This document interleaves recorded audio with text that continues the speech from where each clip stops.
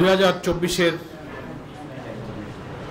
জুলাই আগস্টের ছাত্র গণ অভ্যুত্থানের যে ঐতিহাসিক রাজনৈতিক পরিবর্তন, আমাদের প্রায় 1400 ছাত্র জনতার জীবন, প্রায় 40,000 ছাত্র জনতার আহত, ক্ষতবিক্ষত, রক্তাক্ত স্মৃতি নিয়ে যারা আজও বেঁচে আছেন, তাদের এই আত্মত্যাগের ঐতিহাসিক অবদানকে আমি শ্রদ্ধার সাথে স্মরণ করছি। গুরুত্বপূর্ণ দিন বিচারের দৃষ্টিতে এই কারণে আমরা বলছি যে দেশের 18 কোটি মানুষের যে আকাঙ্ক্ষা, যে গণ আকাঙ্ক্ষা ছিল যে ঘৃণ্য মানবতা বিরোধী অপরাধীদের বিচার এই অন্তর্বর্তীকালীন সরকারের দায়িত্ব পালনকালে দৃশ্যমান করতে হবে জাতীয় নির্বাচনের পূর্বে। এটা ছিল আমাদের অন্যতম দাবি। আংশিক হলেও আজকে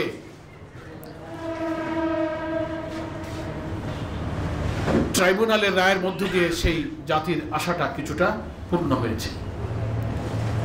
সেজন্য বাংলাদেশ জামাত ইসলামীর পক্ষ থেকে আমাদের তাৎক্ষণিক প্রতিক্রিয়া সম্পর্কে 2-4টি কথা আপনাদের খেদমতে আমি পেশ করছি।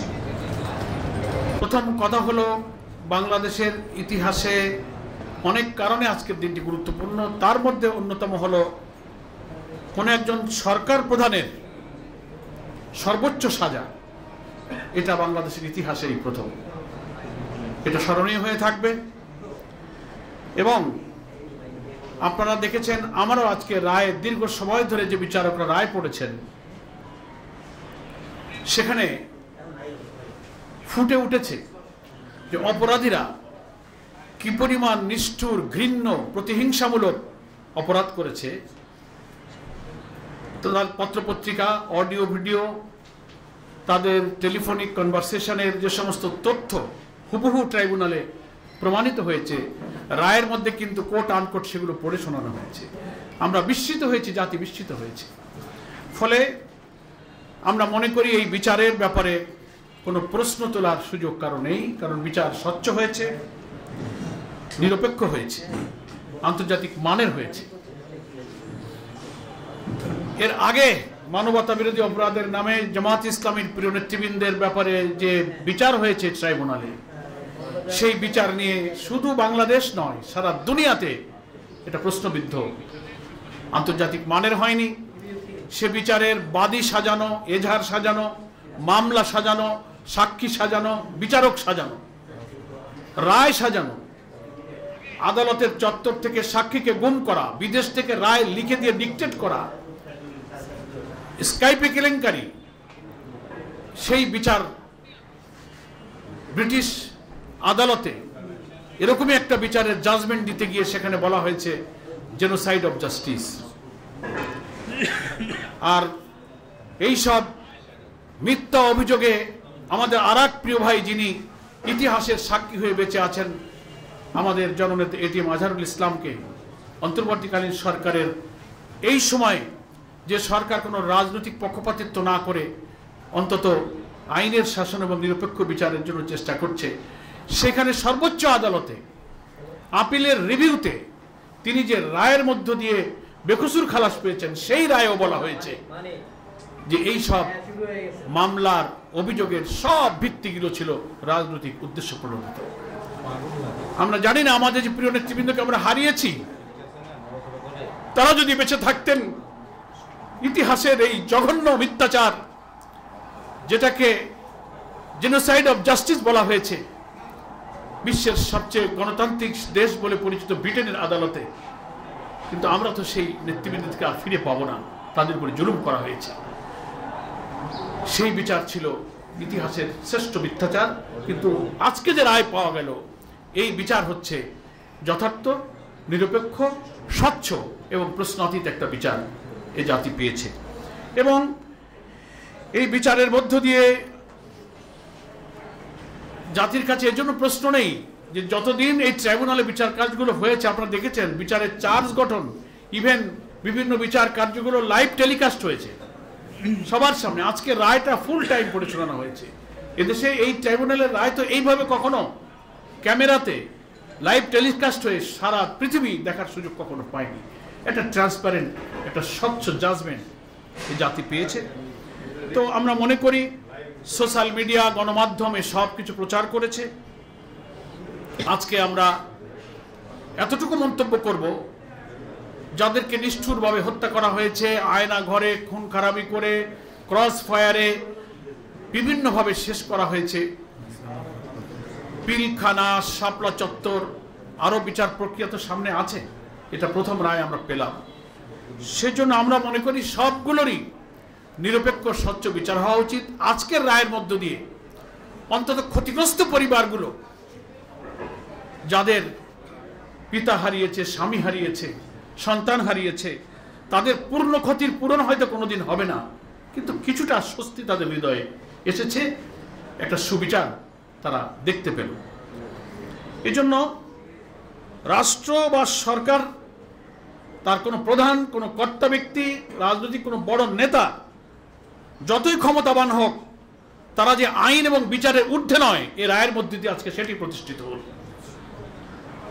আমি মনে করি ভবিষ্যতে বাংলাদেশের যারা জুডিশিয়ারিতে থাকবেন, ম্যাজিস্ট্রেসিতে থাকবেন, বিচারের এই বিরাট জিম্মাদারি সৃষ্টিকর্তার পক্ষ থেকে মানুষের জীবন মৃত্যুর ফয়সালার মতো দুনিয়ার বিচারের দায়িত্ব যারা গ্রহণ করবেন, এই রায় থেকে এই বিচারকদের, প্রসিকিউশনে যারা ছিলেন, তাদের দৃঢ়তা, সাহসিকতা থেকে শিক্ষা গ্রহণ করা উচিত, যেন আমাদের দেশে আর কখনো বিচারক হোক, প্রশাসক হোক, কেউ যেন ফ্যাসিবাদী না হয়ে ওঠেন, কর্তৃত্ববাদী না হয়ে ওঠেন, অত্যাচারী না হয়ে ওঠেন। আল্লাহ রাসূল সাল্লাল্লাহু আলাইহি ওয়াসাল্লাম হাদিস শরীফের মধ্যে বলেছেন যে 7 শ্রেণীর মানুষ কিয়ামতের কঠিন দিনে আল্লাহর আরশের ছায়া পাবেন, তার মধ্যে একটা শ্রেণী হলো ন্যায় বিচারক, সুলতানুন আদল বলা হয়েছে। এটা মনে থাকে না বিচারকদের। তো এটা জাতির জন্য একটা শিক্ষা হয়ে থাকবে। বিচারকে ঘিরে সারা দেশে কয়েকদিন যে নাশকতা, রায়ের ঘোষণার কথা, রায়ের দিনকে আজকে কেন্দ্র করে ককটেল নিক্ষেপ, গাড়ি পোড়ানো, বিভিন্ন জায়গায় অবরোধ সৃষ্টি করার যে সমস্ত পায়তারা করা হয়েছে, জাতি সেগুলো প্রত্যাখ্যান করেছে, জাতি সেটা গ্রহণ করেনি। তাদের সাথে এদেশের রাজনীতি আর যায় না। ফলে মৃত্যুদণ্ডপ্রাপ্ত আসামিকে, এখন তো মৃত্যুদণ্ডপ্রাপ্ত যাদের নাম, যাদের রায় হলো, তারা এখন কিন্তু পলাতক। এই পলাতক মৃত্যুদণ্ডপ্রাপ্ত আসামিকে যারা আশ্রয় দিয়েছেন, আমরা মনে করি এই ঘৃণ্য অপরাধীদের পক্ষে তারা অবলম্বন করেছেন। আন্তর্জাতিক সকল আইনের তাদের পরিপন্থী। আমরা দাবি করব তাদের অবশ্যই বাংলাদেশে ফেরত দিতে হবে এবং আইনের কাছে তাদেরকে সোপর্দ করতে হবে। গণতন্ত্রের দাবি করলে, সৎ প্রতিবেশী সুলভ আচরণ দাবি করলে, সৌহার্দ্যপূর্ণ সম্পর্কের দাবিদার প্রতিবেশী হলে, এটি হচ্ছে তার প্রথম দায়িত্ব। একজন পলাতক মৃত্যুদণ্ডপ্রাপ্ত আসামিকে আর বিলম্ব না করে তাকে আইনের কাছে সোপর্দ করা উচিত। সম্মানিত সাংবাদিক বন্ধুগণ, আমরা আর দীর্ঘ বক্তব্য আমরা দিব না। আপনাদের সকলকে ধন্যবাদ জানাই। আপনারা দীর্ঘ সময় ধরে এখানে অপেক্ষা করেছেন। এত বড় মামলার এত দীর্ঘ রায় পড়ে শোনাতে হয়তো আদালতের লম্বা সময় চলে গিয়েছে, আপনারা এখানে ওয়েট করেছেন। আমাদের অনেক নেতৃবৃন্দ এখানে আছেন। আমি আপনাদের সকলকে আবারও বাংলাদেশ জামাত ইসলামীর পক্ষ থেকে মোবারকবাদ জানিয়ে মহান আল্লাহ তাআলার প্রতি কৃতজ্ঞতা জানাই যে এই বঞ্চিত মজলুম জাতি অত্যাচারী শাসকের হাত থেকে রেহাই পেয়েছে। একটা সুবিচারের দৃশ্য অন্তত কিছুটা হলো এই জাতি দেখতে পেল। ভবিষ্যতে যেন এই বাংলাদেশের মানুষ মানবতা, মানুষত্বের একটা সভ্য সমাজ দেখেই যেন আমরা পৃথিবীতে যেতে পারি, পৃথিবী থেকে আমাদের নতুন প্রজন্মের কাছে একটা মানবিক আদর্শিক বাংলাদেশ রেখে যেতে পারি। আল্লাহর কাছে সেই সাহায্য কামনা করে আমি আজকে সংক্ষিপ্ত প্রেস ব্রিফিং এখানেই শেষ করছি। সকলকে ধন্যবাদ। আসসালামু আলাইকুম ওয়া রাহমাতুল্লাহি ওয়া বারাকাতুহু। আমরা আজকের প্রেস ব্রিফিং এর প্রশ্নোত্তরে এটার মধ্যেই যেন থাকি, অন্য কোনো পলিটিক্যাল দিকে না যাই।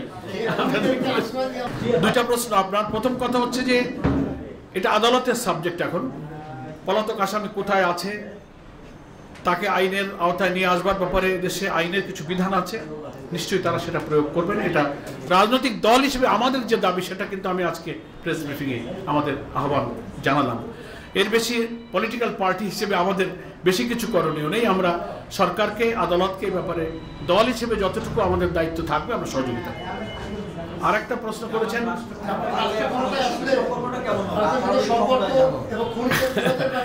আমি আমাদের সম্মানিত আমিরে জামাতের একটা কথা বলি, উনি প্রায় কথা বলে থাকেন যে সব কিছু বদলানো যায় কিন্তু প্রতিবেশীকে তো বদলানো যায় না, যারা আছে ওরা থাকবেই। এখন আমরা প্রতিবেশীর সাথে, জনগণের সাথে, বিশাল রাষ্ট্রের প্রতিবেশী দেশের জনগণের সাথে তো আমাদের কোনো শত্রুতা নাই।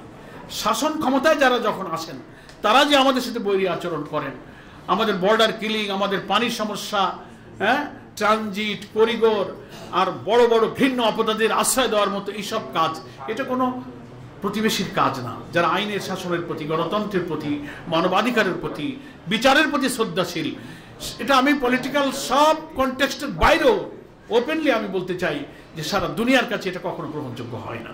সেজন্য আমরা মনে করি জামাতের উপরে যদি আল্লাহ তাআলা এই রাষ্ট্রের দায়িত্ব দেন, আমরা কোনো প্রতিবেশীর সাথে শত্রুতা চাইব না। আমরা প্রতিবেশীর সাথে যে পলিটিক্যাল, জিওপলিটিক্যাল, কমার্শিয়াল, ডিপ্লোম্যাটিক যে রিলেশন সব দেশ যেমন রাখে, নীতিগতভাবে সমতার ভিত্তিতে, ন্যায্যতার ভিত্তিতে, সমমর্যাদার ভিত্তিতে সেই সম্পর্ক রক্ষার একটা ফরেন পলিসি আমাদের থাকবে ইনশাআল্লাহ। কিন্তু রাষ্ট্রের স্বাধীনতা, সার্বভৌমত্ব, জাতিসত্তার ক্ষতি হয়ে যাবে সে ব্যাপারে আমরা সবসময় প্রতিবাদী থাকব। জনগণকে সাথে নিয়ে আমরা এই ব্যাপারে ভূমিকা রাখবো। সকলকে ধন্যবাদ। আজকে শুনেন, আপনার প্রশ্নে একটার মধ্যে অনেক লম্বা কথা হয়েছে, শর্ট বলি। আমার ব্রিফিং এর মধ্যে কিন্তু আমি বলেছি যে এই বিচার কেন স্বচ্ছ, কেন নিরপেক্ষ, সেটার যুক্তিগুলো আমি দিয়েছি। কত স্বচ্ছ, কত ফেয়ার ট্রায়ালটা হয়েছে, আর আমাদের নেতৃবৃন্দের বিচার কেন পক্ষপাত দুষ্ট হয়েছে, কেন এটা অত্যাচার হয়েছে, কেন এটা বিচারের গণহত্যা হয়েছে, সেটারও ব্যাখ্যা আমি দিয়েছি। আমি রিপিট করতে চাই না। মানে রায় বাইরে থেকে লিখে দিয়ে স্কাইপে কেলেঙ্কারি হয়েছে, আদালত চত্বর থেকে আসামি গুম করা হয়েছে, তাই না? ফলে সেখানকার সরকার তখন একটা পলিটিক্যাল গভর্নমেন্ট ক্ষমতায় ছিল, বিচারক, বাদী, সাক্ষী সব রাজনৈতিক একটা দলের উপর ছিল। এখন তো কোনো পলিটিক্যাল গভর্নমেন্ট ক্ষমতায় নাই।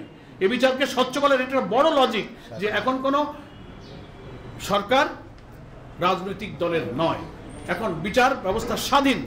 কোনো পলিটিক্যাল পার্টি ট্রাইব্যুনালের উপরে হস্তক্ষেপ করার কোনো সুযোগ নেই। এখন কোনো রাজনৈতিক দল তো ক্ষমতায় নাই, কিন্তু সে সময় তারা নগ্নভাবে হস্তক্ষেপ করেছে। আপনারা আজকে রায়ের মধ্যে দেখেছেন তো, শেখ হাসিনা ওই সময় কিভাবে ডিকটেট করছে, আমি ওকে ফাঁসি দেবো, যেমন এই করবো সে করবো। আমি প্রধানের সাথে কথা বলেছি, কি সব ভাষায় তার ডিকটেশনগুলো। জাতিসংঘের রিপোর্টে মানবাধিকার এবং গুম কমিশনের রিপোর্টের ডিটেলস আসছে। আমার মনে হয় আপনারা সবাই সাংবাদিক, সচেতন, ফলে প্রশ্নাতীতভাবে এই বিচার হচ্ছে স্বচ্ছ।